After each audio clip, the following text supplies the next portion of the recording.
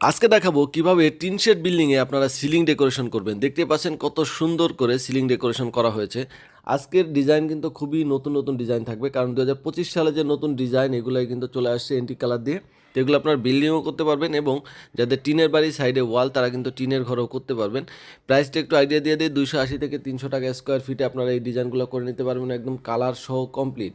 এছাড়া যাদের বাজেট কম তারা কিন্তু চাইলে বর্ডার কর্নার সিলিং রোজও করতে পারেন। দেখতেই পাচ্ছেন কত সুন্দর করে এন্টি কালার করা হয়েছে প্রতিটা ডিজাইন। আপনারা চাইলে এরকম নিখুঁত ডিজাইন খুবই রিজনেবল প্রাইজে করে নিতে পারছেন জিপসাম দিয়ে। মার্কেটের সবচেয়ে দামি জিপসাম যেটা, সেটা দিয়ে কিন্তু ভাইরা কাজ করে থাকেন, নাবানা জিপসাম ইন্টেরিয়র ডেকোরেশন। তারা কিন্তু সারা বাংলাদেশে কাজ করে, আমরা প্রতিনিয়তই তাদের ভিডিও আপনাদেরকে নতুন নতুনভাবে দিয়ে থাকি।